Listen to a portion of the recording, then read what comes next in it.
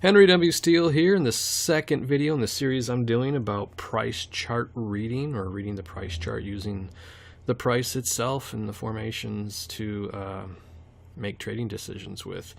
Now, the very first thing I want to cover, the only thing I'm going to actually cover in this video, is extremely fundamental and very simple. It takes about 2 seconds to say or less, but it's extremely important, and a lot of people don't actually follow this one simple rule, and especially newbies, and it can get you in a lot of trouble.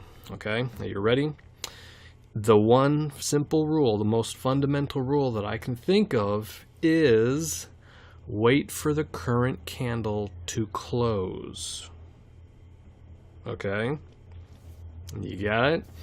That means whichever candle is currently open, if that candle triggers a signal for some reason because it hits a price level or it happens at a certain time or something along those lines, you need to wait for that candle to close so you can actually understand what the market was doing at that price and at that time. Okay?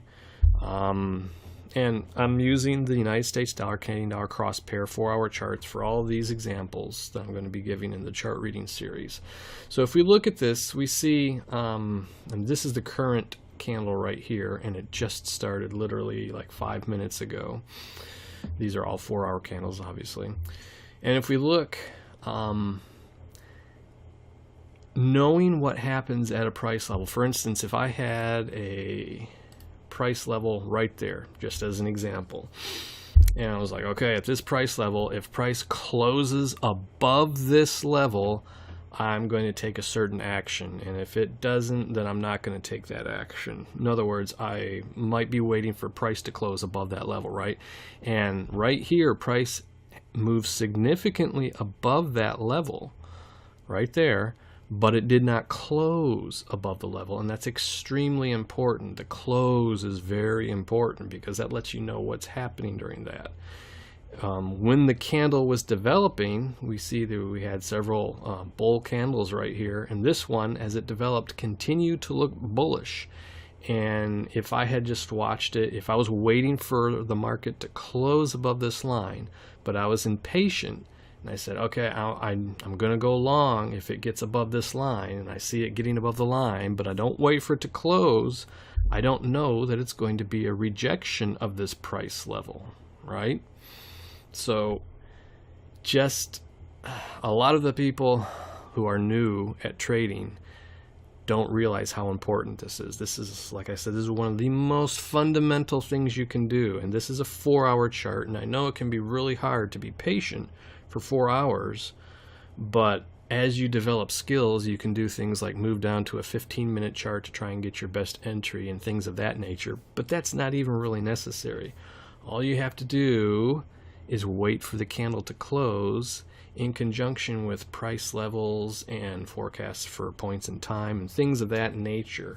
But you have to know what that candle actually did. In other words, what it was showing. For instance, the very first, I don't know, maybe 30 minutes or an hour of this 4-hour candle here, it looked bullish. But then after that, the price dropped significantly, and it was quite obviously a rejection of that price level and a bearish move down.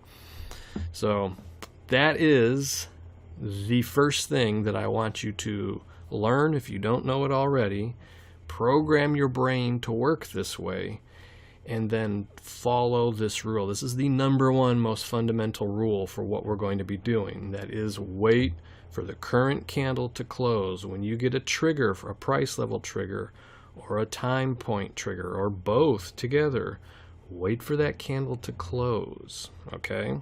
And if you're not able to get into the market like you want to when a candle closes, then you might look at changing time frames, but we'll cover that later on. So that's all the time I have for this video. Today is November the 28th, 2018, so please join me tomorrow, November the 29th, for the next video in this series. Talk to you then.